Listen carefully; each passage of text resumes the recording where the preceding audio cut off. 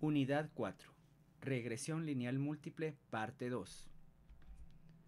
Una vez comprendidos los estadísticos de bondad del ajuste que nos permiten seleccionar el mejor modelo entre una serie de posibles modelos, podemos conocer las técnicas que nos permiten seleccionar modelos con base a aspectos puramente estadísticos.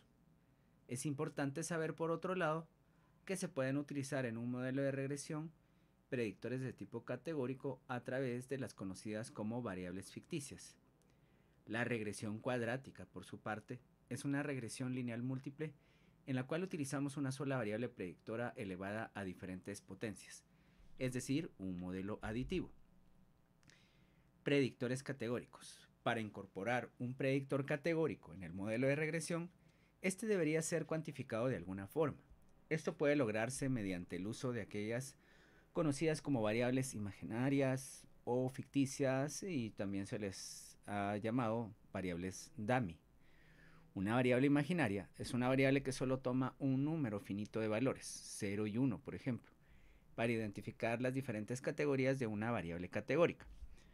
Estos códigos se pueden asignar como 0 y 1, 1 y 2, hay que tenerlos siempre presentes cuando hagamos la interpretación del efecto de los predictores, así como cuando querramos realizar predicciones. Por cada variable categórica en el modelo deben haber tantas variables ficticias asociadas como k-1 categorías tiene esta variable categórica. Veamos este ejemplo. La variable sexo, que únicamente tiene dos categorías, va a tener asociada una sola variable ficticia, porque hablamos de dos categorías menos 1 va a ser el total de variables ficticias asociadas a esta variable categórica. De manera que cuando hagamos las predicciones podemos hacer la codificación como la creamos conveniente. 0 femenino, 1 masculino, pero también podría ser 1 femenino y 0 masculino. De manera que cuando tengamos la ecuación, el código que hayamos adoptado para 1 va a ser aquel que va a estar multiplicado por la pendiente. En un modelo hipotético, y es igual a más bx, siendo x sexo, y la codificación que estamos utilizando es esta, masculino 1, 1 va a estar multiplicando a la pendiente cuando vamos a tener que la predicción se hace para esa variable de respuesta cuando la variable independiente ha tomado el valor de hombre. Pero si es que esa variable independiente tomara el valor de mujer, ese 0 va a estar multiplicando la pendiente. De manera que vamos a tener dos posibles valores promedio para nuestra variable dependiente con relación a si x es igual a 0 o x es igual a 1. En el caso de la variable índice de masa corporal, si estamos considerando estas tres categorías, ahí van a estar asociadas dos variables ficticias. Ahora bien, estas variables ficticias se deben de trabajar en algunos software. Por ejemplo, en el caso de Excel, cuando queremos utilizar variables ficticias, primero debemos de crear estas variables.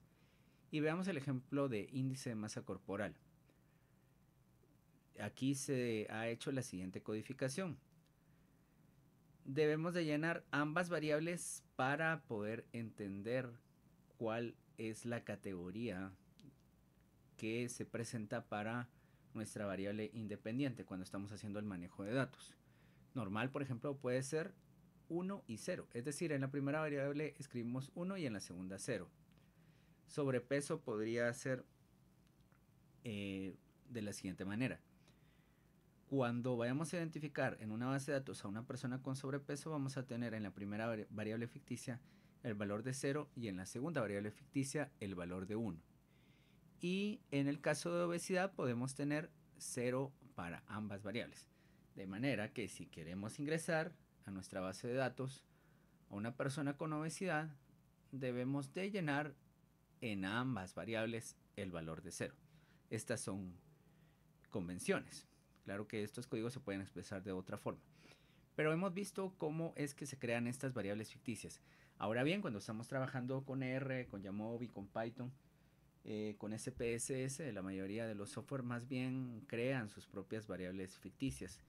No las vamos a tener tabuladas, sino que estas variables se crean internamente en el programa. De manera que a nosotros solo nos resta ingresar la variable, por ejemplo, categórica, índice de masa corporal, en una sola columna, como aparece acá en la columna original de color verde. Es importante tener en cuenta la jerarquía de las escalas de medición. Si una variable se puede expresar en diferentes escalas de medición, pues debemos de saber que si esta variable originalmente es cuantitativa, a medida que la estamos categorizando, por ejemplo a una variable ordinal y luego a una variable dicotómica, se va perdiendo información. ¿Y cómo se pierde la información? Bueno, por ejemplo, si una persona tiene 20 años, esa va a ser el valor que toma como variable cuantitativa de razón. Nosotros hacemos una clasificación y al ingresar los datos los vamos a clasificar en rangos de 10 años. Podríamos decir que esta persona se encuentra en el rango de 20 a 29 años, dado que tiene 20 años. Pero una vez ingresamos la variable en la base de datos, como por ejemplo el rango de edad número 2, ya no podemos conocer cuál era el valor original de esta variable. Una vez hacemos la categorización, pues ya no podemos, se pierde esa información. Y si esta variable la vamos a interpretar ya no en rangos de 10 años, sino que por ejemplo vamos a clasificarlos como adultos mayores o no adultos mayores, y esto podría ser una persona que tiene 65 años o más, se considera un adulto mayor. Esta persona no es un adulto mayor. La variable se ha convertido en una variable dicotómica. Es importante la implicación que puede tener el hecho que se haya perdido información y cuál es la naturaleza de las variables. En general necesitamos, desde el punto de vista de tamaño de muestra, menos muestras cuando las variables con las que estamos trabajando van a ser variables cuantitativas. Ese es un aspecto importante para referirnos a la pérdida de información. Pero hay otros asuntos que son más importantes. Cuando estamos haciendo las predicciones a través de estos valores que toman nuestras variables independientes, pues tenemos más opciones de respuesta cuando la variable es cuantitativa. Podemos agregar a nuestro modelo de regresión el valor que va a tomar nuestra variable independiente en promedio de acuerdo a una serie de valores. Pero cuando esto ya es dicotómico, solo nuestro modelo de regresión va a tomar el promedio de la categoría 1 o el promedio de la categoría 2. Deberíamos de trabajar siempre con predictores cuantitativos, pero dependiendo del área con la que estemos trabajando, muchas veces se prefieren utilizar por comodidad predictores de tipo cualitativo que han sido categorizadas. Por ejemplo, en ciencias de la salud, los médicos, los nutricionistas prefieren hacer referencia a la pertenencia a un grupo de clasificación cuando se está haciendo referencia a información de una variable cuantitativa. Esto se puede ejemplificar de la siguiente manera. Si una persona tiene una presión arterial sistólica de 160 milímetros de mercurio, la convención clínica es llamarle que esta persona es hipertensa.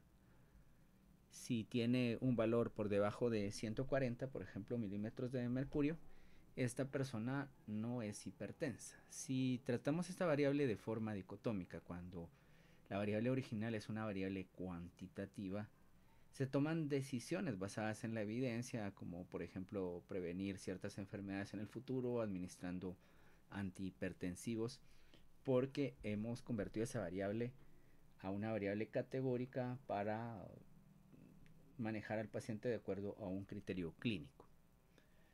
Es decir, que dependiendo del área en la que hemos trabajado, muchas veces podría ser que nos acostumbremos a trabajar más con variables categorizadas o con variables numéricas. Bien, hechas esas aclaraciones, Veamos el siguiente ejemplo.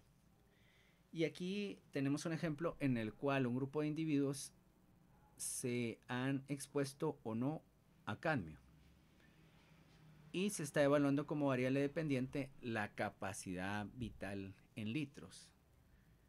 Es un parámetro fisiológico. Y aquí lo que tenemos es que vamos a contar con dos posibles promedios de respuesta para la variable capacidad vital en litros. Y esto es, cuando los individuos están expuestos, la capacidad vital en litros es menor, como se puede ver en este boxplot, que cuando no están expuestos. De manera que aquí la variable de respuesta va a tomar únicamente dos posibles valores promedio. Podemos predecir desde este momento que este modelo predictivo no es tan bueno, no va a tener una capacidad predictiva tan buena, ya que solo nos permite hacer dos tipos de predicciones. Y veamos cuál es el R cuadrado. En este caso el R cuadrado es de 0.05, un 5% de explicación de la variable de respuesta. Y este predictor, si bien no es significativo, tiene un valor pues que no está tan alejado de la significancia.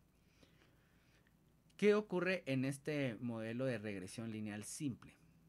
Bueno, en los textos en general se trabaja con predictores cuantitativos, porque esos predictores nos van a dar, en términos generales, si están relacionadas a la variable de respuesta, una mejor capacidad predictiva.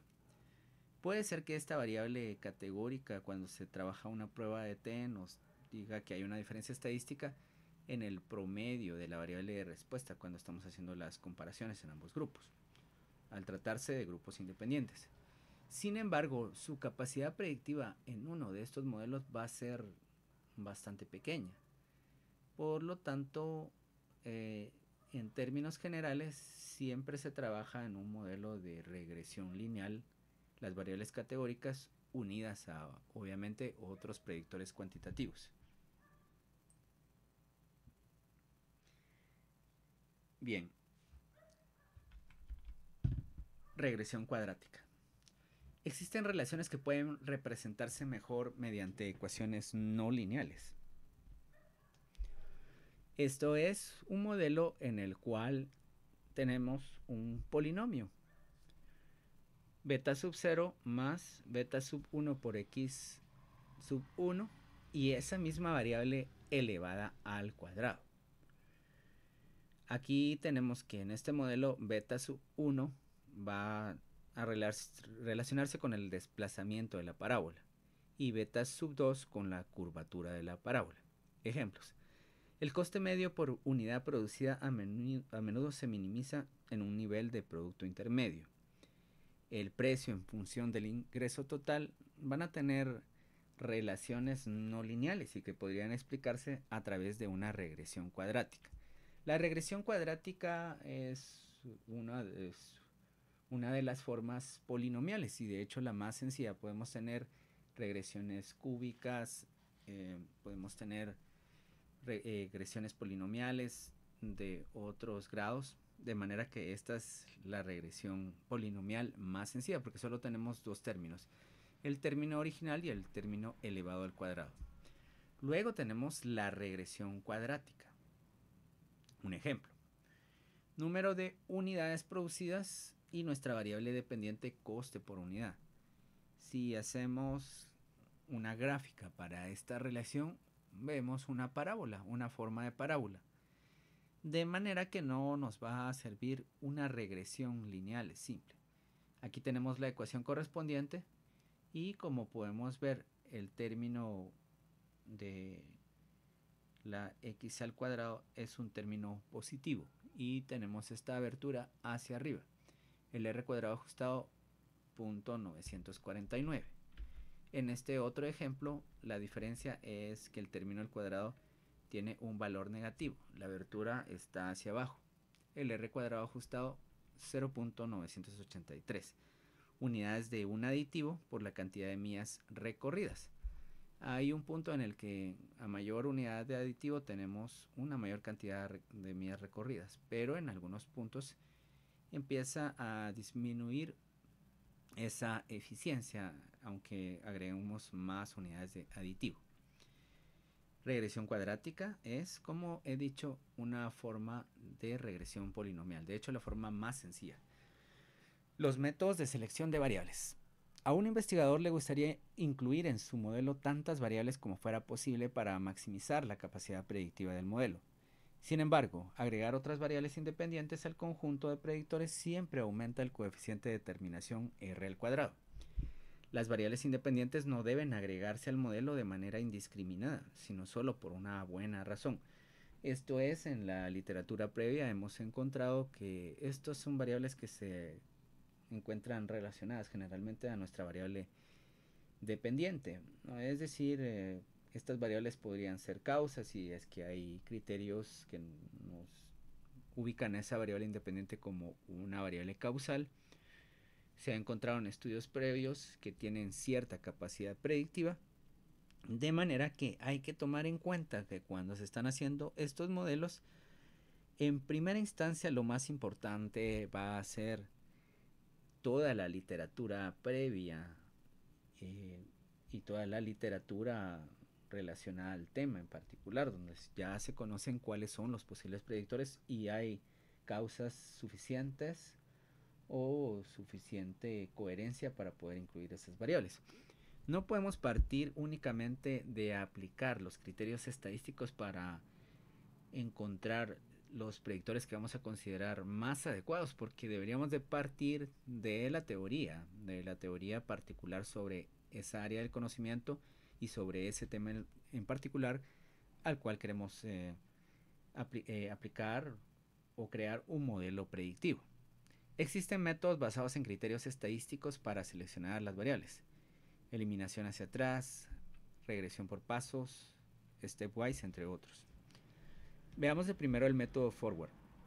Empieza por un modelo sin variables explicativas, se busca primero la mejor variable explicativa, en cada paso se agrega una variable significativa, el mejor modelo del paso 2, y así, dependiendo de la cantidad de predictores, se van creando diferentes modelos con 2, 3, 4 variables, hasta que ya no se encuentran más variables significativas. En general podría ser ese criterio la significancia, y veremos cómo debería ser la significancia para ese criterio. Pero también podemos trabajar con base a la vez de valores de A y C. Esto posiblemente sea más importante para el método stepwise.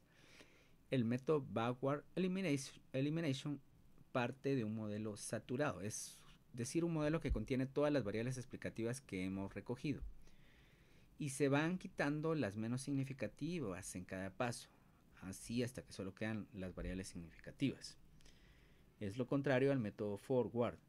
El método stepwise parte del modelo sin variables explicativas, pero no solo va a agregar variables significativas, se va a basar en otros criterios. Podrían ser CP de malos, que lo vamos a ver más adelante, podría ser el criterio de A y C. Pero bueno, aclaremos algunos aspectos importantes que deben de ser considerados para aplicar estos métodos. Es importante indicar que estos métodos son de índole exclusivamente estadística, sin intervención de juicios teóricos de los investigadores. De manera que si le pedimos a un estadístico, nosotros no somos estadísticos, que nos cree un modelo, que seleccione las mejores variables, no podemos dejarle toda la responsabilidad del estadístico, porque sus criterios van a ser basados en criterios de bondad de ajuste. Siempre debe de trabajarse a la par de que se usan estos modelos ese criterio teórico de toda la literatura, de toda la coherencia entre que una variable pueda ser considerada como un predictor. En general, los métodos por pasos consisten en seleccionar en cada paso aquella variable que mejor cumple el criterio para incluirla en el modelo, con una significación en el modelo menor a 0.05. Esto es para el método forward. O que el mejor cumple un criterio para eliminar esa variable del modelo. Y aquí la significación dentro del modelo debería ser superior a 0.10. Bueno, acá tenemos aspectos relacionados a cuestiones estadísticas. También hay que decir que no hay argumentos convincentes para considerar que alguna dirección para la selección de las variables sea mejor que otra. Y de manera que podemos utilizar ambos modelos. Cuando estamos trabajando, pues obviamente con software estadístico, podemos solicitar los resultados de ambos métodos. En general, lo que vamos a hacer es ver si los modelos que nos crea el método forward y el método backward son diferentes. Como se dijo en la diapositiva anterior, no hay un criterio para estadístico, al menos para decir cuál de estos modelos podría ser el mejor.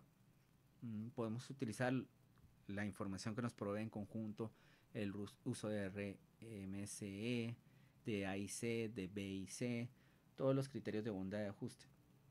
Pero en general, pues un método podría ser tan bueno como el otro o tan malo como el otro.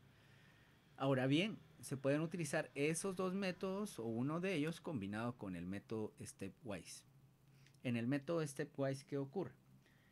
Partimos, como ya se dijo, de un modelo vacío que no tiene ninguna variable predictora. Se van agregando los diferentes predictores de acuerdo a su significación, pero en algún punto se puede regresar a eliminar algún predictor que se considera posiblemente no importante o que podría pues estar causando problemas de multicolinealidad. Se puede haber seleccionado un predictor que se puede ir quitando. En la práctica, en general, vamos haciendo eso de forma manual, pero podemos utilizar estos métodos para complementar con todas nuestras argumentaciones y todo el proceso que hemos utilizado para elegir esas variables. De manera que se toma una decisión basada en el conjunto de las decisiones estadísticas y de las decisiones teóricas. Nunca nos olvidemos de que los modelos parsimoniosos posiblemente sean mejores que los no parsimoniosos. ¿Y cuáles son los problemas asociados al uso de la selección por pasos? Se obtienen modelos con coeficientes de determinación excesivamente altos y eso no se va a traducir en que van a tener una buena capacidad predictiva.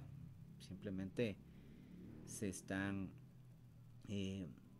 aumentando por cuestiones estadísticas al incluir más variables, coeficientes de determinación más altos. Ahí mismo debemos de revisar en todos los pasos si ocurren problemas de multicolinealidad sobre todo y otros problemas relacionados a que la capacidad predictiva del modelo ha aumentado pero de una forma poco relevante.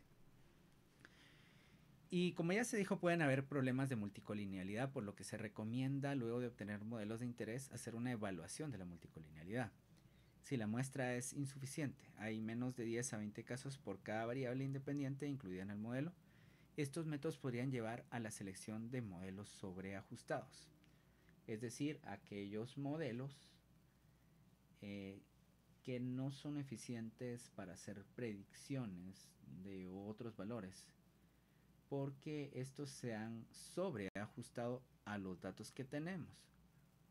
Específicamente a esos datos, solo sirven para hacer predicciones de nuestros datos y no atienden a la realidad, porque captan posiblemente el ruido que poseen nuestros datos.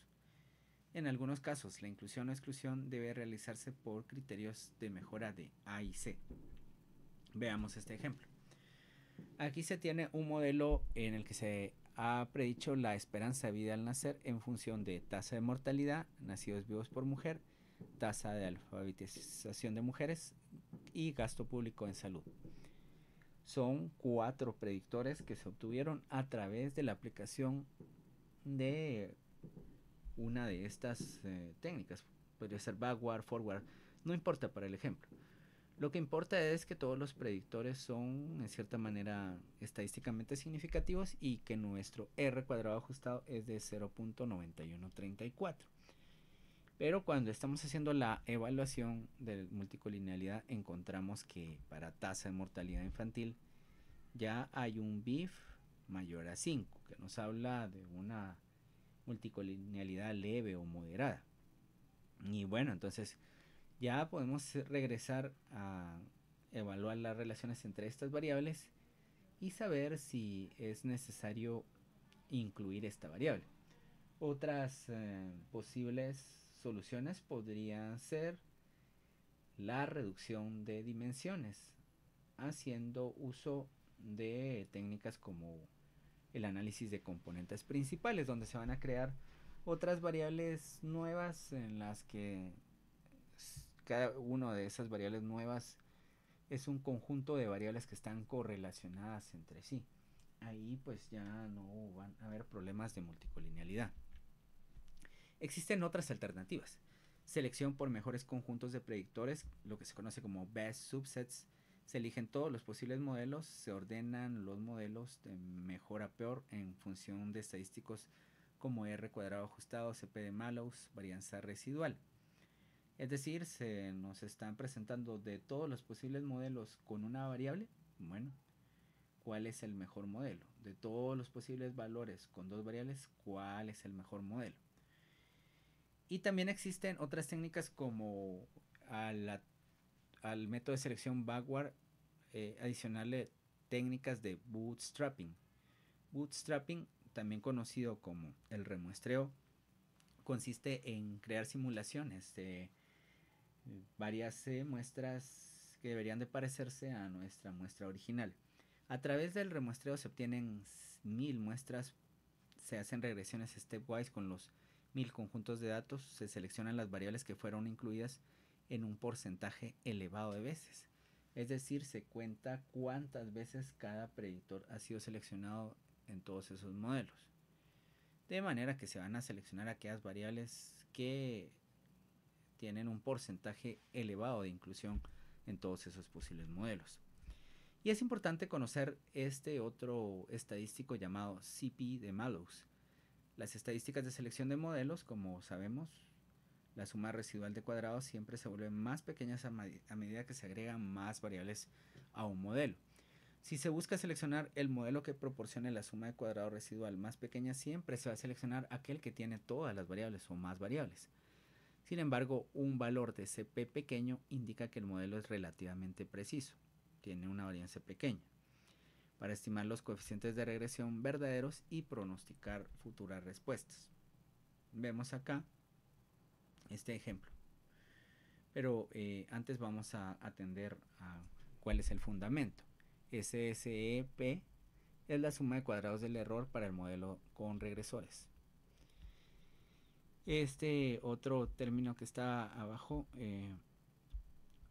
es el valor predicho de la iésima observación de Y de los regresores. Aquí esa es la estimación de la varianza de los residuos después de la regresión en un conjunto completo de K regresores y puede estimarse a través de esta fórmula, n el tamaño de muestra. De manera que un valor más pequeño de CP de Mallows o CP de Mallows nos va a hablar del modelo más preciso, del modelo mejor, que no tiene estos problemas en los cuales se está aumentando la capacidad predictiva del modelo solo por o la capacidad de explicar la varianza de los datos de respuesta solo por el hecho de incluir más variables. Es así que para este ejemplo tenemos la aplicación de best subsets. Aquí nos dice que vamos a tener en diferentes modelos un modelo que tiene una sola variable. Por ejemplo, elegimos uno de estos estadísticos de bondad de ajuste. El R cuadrado ajustado va a ser de 0.88. Del mejor modelo que se eligió, que tenía dos variables, ahí está aumentando el R cuadrado ajustado. Acá al incluir 3 variables también y así. Hay, incluso al incluir 7 variables, ahí ya empieza a disminuir el r cuadrado, de manera que este no debería ser. Pero lo importante es de que podemos utilizar cada uno de estos estadísticos, pero ahora vamos a ver el CP de Mallows. Lo que nos dice acá es que el mejor modelo es el mejor modelo de 4 variables. Es un modelo de 4 variables en el cual un CP de Mallows tiene un valor de 4.28. Este menor que el mejor modelo de 5 variables, y este que es mejor que el mejor modelo de 3 variables. Este podría ser un mejor modelo. Aquí se ha solicitado, pues después de la aplicación de esta técnica, que nos diga cuál es el mejor modelo de acuerdo a estos criterios: R cuadrado ajustado, CP de Mallows y el criterio bayesiano. Coinciden para el criterio bayesiano, que es el modelo 4, y el CP de Mallows, mientras que para el R cuadrado ajustado va a ser el modelo de 6 variables, el mejor modelo de 6 variables.